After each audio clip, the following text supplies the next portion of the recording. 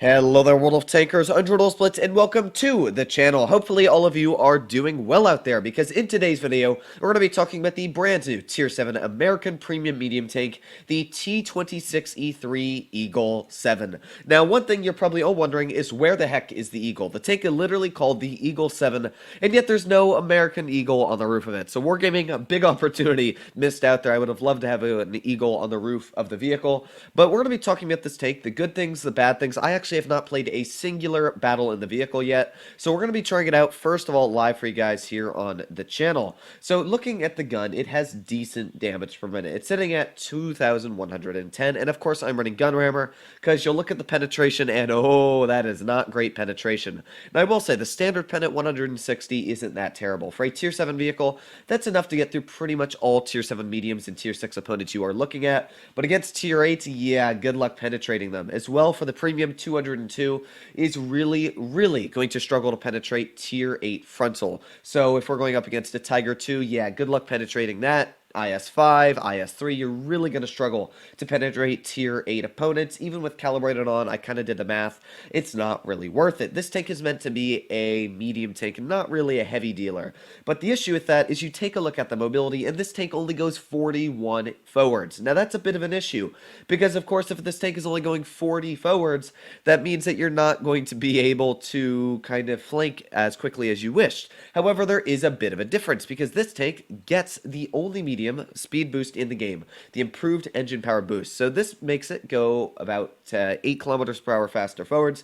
So you can go about 50 kilometers per hour when you're running this. It's going to make you go extremely fast, and you would literally go 30 in reverse when running this vehicle. So this is one of the few times I'm actually going to run it over adrenaline, because this tank doesn't have great DPM as it is, and I think having that mobility boost, it's really going to make it deadly if you can push it in the correct scenario. Now going back to the gun dispersion, oh, that is not great. 0.335 is going to miss a lot of shots. That's kind of like a Russian heavies dispersion, and the aiming time as well doesn't seem spectacular, but of course there's always on movement dispersion values that we're going to have to take a look at as well. Now because this is an American vehicle, and because it's like a Pershing, it's going to have a great gun depression value sitting at 10 degrees, so that means you're going to work pretty much any ridgeline in the game, and gun elevation as well is pretty dang sweet at 20. But the best thing about this tank is the average damage sitting at 225. This tank is going to be a very heavy hitter, which means that you can kind of deal with even tier 8 vehicles sometimes. You know, you can out-trade some of the tier 8 mediums, and it's pretty much just a Pershing hull up a tier, and in fact it actually has some better armor, which I'll be showing you guys after this battle in Armor Inspector. So yeah, let's get straight into it. Hopefully it's going to go well. I'm not really sure how this tank's going to be, but of course this tank came into the stores for the price tag of 10,000 gold, which is about 30 US dollars.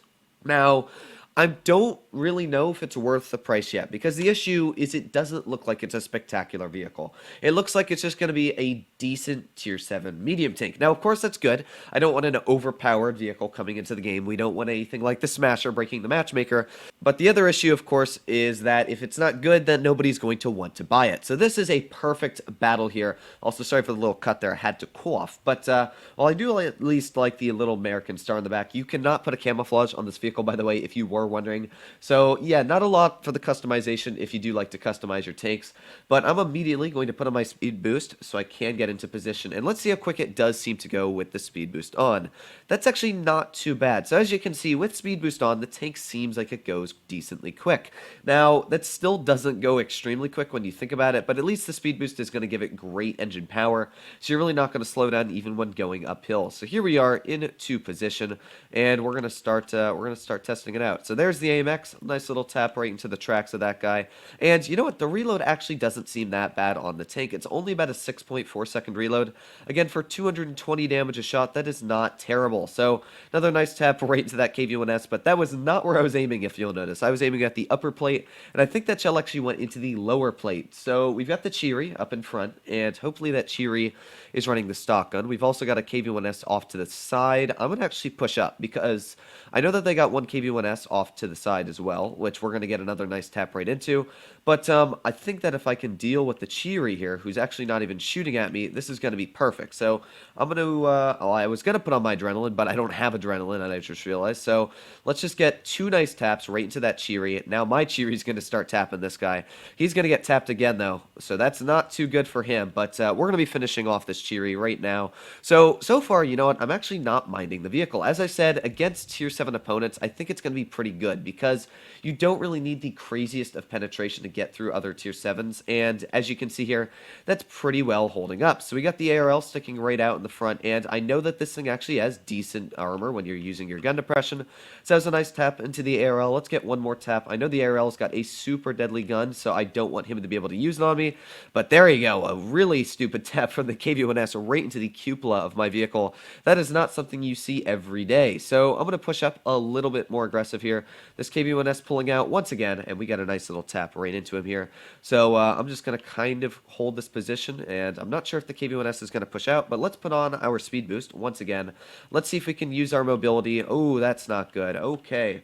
Well, it looks like we're not going to be able to use our mobility too much here, so let's just at least get out of harm's way, because, yeah, I'm in a very bad situation right now. Okay, no thank you. We're going to get out of here right now. So what else do we have? Well, we got the KV-1S right off to the side there. We also got the SU-100Y, who looks like he wants to kill us. So let's see if we can get a shot into this 100Y. There we go, and we got the ricochet. That is, of course, perfect for me. This thing, again, does have really nice turret armor going for it, so there's two nice taps, and then the issue as well is we got that KV-1S trying to sit right on the other side of us. So let's see if we can get a nice tap into this SU-100Y here.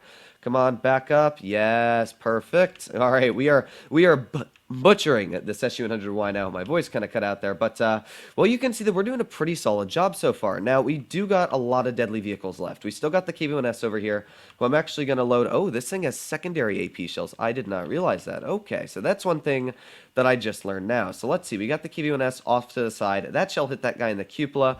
Oh, and he went right through the side of the turret, as you can see. So that's the weak spot, and I will pull up Armor Inspector to show you it, but for the first game, that was not a bad battle at all. We did over 3,000 damage. We didn't master the tank, which I'm actually quite surprised because it just came out, but 3,400 damage. You can definitely see that in the correct scenarios, the gun works, it's got decent damage per minute, and it does the job well. But now I'm going to go pull up Armor Inspector so that you guys can see what the armor looks like on the vehicle. So looking at Armor Inspector, this is the M26 Pershing, of course the Tier 8 version pretty much of this vehicle aiming at the tank. And, well, this is where the issue is. You can see that it really doesn't have spectacular armor. The upper plate, yeah, 132 millimeters, yeah, that's really not going to bounce anything. It's pretty much prone to any shells. Even Tier 6s are going to be overmatching your upper plate. The lower plate, 119, even weaker. So, yeah, the frontal armor on this tank is extremely weak.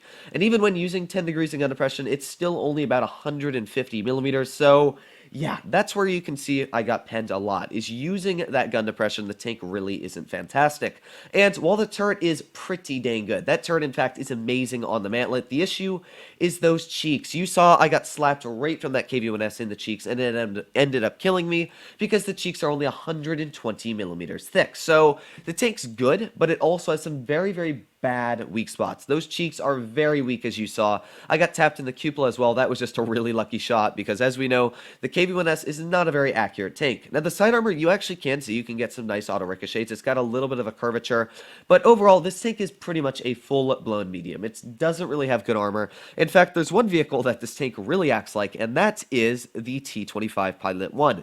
This is pretty much just grabbing the Pilot 1, lowering it a tier, and almost leaving the statistics very, very similar. So, while I don't think this is a bad Tier 7 vehicle, the issue is I don't think it's really worth the price tag because it's an expensive tank when you think about it. You know, 10,000 gold is $30 US, and $30 US is $30 US. You could go and buy, let's see what's currently in the store.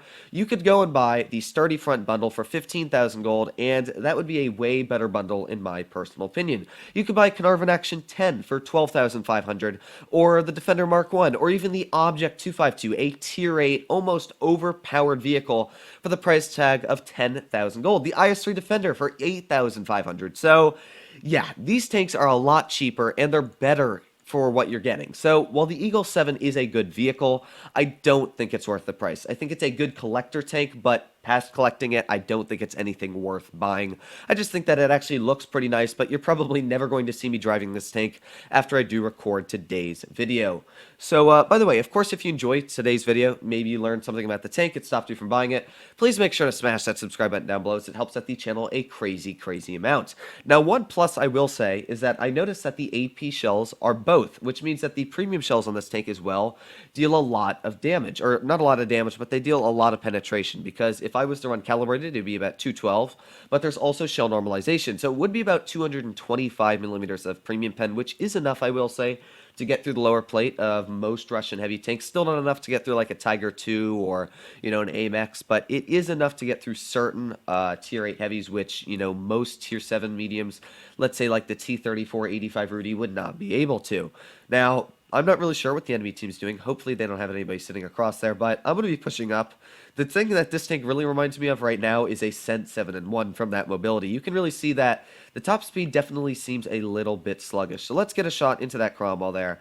Nice little tap. I think that this tank against tier 6 mediums is where it's going to be really, really a beast. Because, of course, that armor... Now, of course, that was probably a tap. Yeah, that went right through the frontal armor. But when you're using this tank in a good gun depression position, the tank's armor is really going to work well. Now, we've got the Firefly all the way at the back of the map. And I'm just going to kind of rush this Firefly. We're going to see if we can get some shots into the guy here. There's a lot of vehicles on our team that are not spotting the enemy, so they must all be sitting across on the map over there. But I'm going to use my speed boost, of course, just to try and get in the position here, because, yeah, this tank, again, isn't very fast, you can see. So that speed boost, of course, did help me get into position, maybe get a shot into this Firefly, if we can. Come on, we can get at least one shell in. Let's see if we can get an HE. There you go. Well, wasn't much of a damaging HE, only 84 damage. But you know what? Damage is damage, as I always say, so I'm not going to complain. So we got the Gravedigger off to the side, who I'm not really going to be able to get a shot into. That was a bounce from the KV3. So, yeah, there's not much damage in this battle here. There's not really much I could have done about that, but I'm going to go for this KV3. He's got to be sitting somewhere right back here. So let's see. I swear, if he's camping up at the back. Well, we got the Jagdpanther sitting back there. So, ooh, yeah, you can see that wonderful dispersion working there. But let's see if we can get a shot into this Jagdpanther. There's no way that HE shot would pen. But let's see if we can get another shell into him here if he doesn't jump down. All right, and thank you very much for your HP. So we are getting some damage out now, at least. I can't complain about that. We're going to get one more shell out, and thank you very much.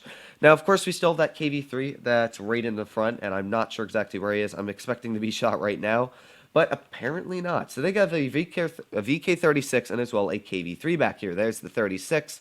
So, yeah, there's the KV3. All right, so their lineup's pretty weird on what they're doing with their tanks right now. But let's try and finish off the VK first of all, of course, because this is going to be an easy tank to finish. That KV3 sitting right there, but I'm going to try and deal with the VK first because, yeah, he's going to be a much easier target to deal with. So the KV does look like he wants to get a shot into me here, but let's just get a nice little tap on the U. Now we can try and get away. Ooh, that did hurt, though. So now we can use our speed boost here and start tapping this KV3. Maybe use the speed boost on him. I'm not sure. Doesn't look like he wants to shoot us as it is in the first place, but my teammate is kind of not liking me here. So let's use that speed boost. There we go, using that good mobility. Not sure why the KV3 is aiming at me, but let's, well, I guess we're going to get hit either way here. But, yeah, this KV3 really wants me dead. All right, so let's see if we can get a shot into the side of you. There we go. So, again, we have done a good job. You know, we've done 2,600 damage here, and that's not a bad amount. That's enough to say that I did my job as the teamwork in a Tier 7 battle, and you can, again, see that the tank does a good job. But, no, it wasn't 26, it was 22. But the issue, again, is that against Tier 8s, this is going to be an awful tank. I can tell you right off the bat, this is just not going to be a good vehicle. I do think that against Tier 8s, it's probably going to be better than the T25 Pilot 1, but it's still not a good vehicle. And that's the big issue I have with the tank is it's not worth 10,000 gold. While I do give Wargaming credits, it's not in crates, and as well, it's not ridiculously expensive. For the price tag they're asking, it's definitely not worth the price. So let me know what you guys think in the comments down below, if you agree with me or you disagree. But hopefully you enjoyed today's video. If you did, please make sure to smash that subscribe button down below. Other than that, though, I hope you're all doing well out there. Stay happy, stay healthy, and I'll be seeing you in the next one.